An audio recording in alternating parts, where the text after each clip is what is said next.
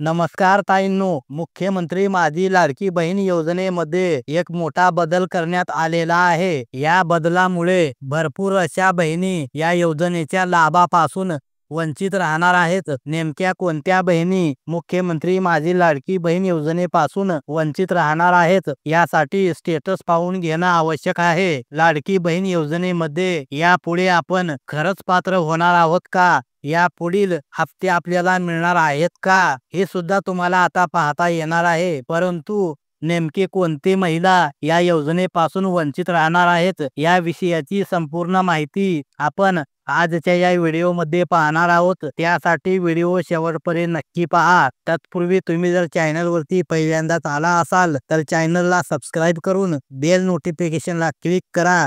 तर चला मग व्हिडिओ सुरू करूया। मुख्यमंत्री माझी लाडकी बहीण योजनेमध्ये भरपूर अशा बहिणींनी अर्ज केलेले आहेत। ज्यांचे अर्ज मंजूर झालेले आहेत अशा सर्व जवळपास बहिणींच्या बँक खात्यावरती 7,500 रुपये जमा करण्यात आलेले आहेत। म्हणजे सर्व हप्ते जमा झालेले आहेत। आता ज्या बहिणींचे अर्ज आतापर्यंत मंजूर नाहीत, ज्यांचे अर्ज पेंडिंग मध्ये आहेत, अशा सर्व बहिणींचे अर्ज सुद्धा लवकरच मंजूर होतील आणि त्यांना सुद्धा मुख्यमंत्री माझी लाडकी बहीण योजनेचे पैसे नक्की मिळतील। परंतु मुख्यमंत्री माझी लाडकी बहीण योजनेमध्ये एक नवीन जो बदल करण्यात आलेला आहे तो बदल म्हणजे संजय गांधी निराधार योजनेअंतर्गत ज्या बहिणी पात्र आहेत, ज्यांना या योजनेअंतर्गत पैसे मिळत आहेत, अशा बहिणी लाडकी बहीण योजनेमध्ये परत राज्य सरकारच्या माध्यमातून जो निधी किंवा अनुदान दिला जातो या अनुदानास पात्र राहणार नाहीत। म्हणजे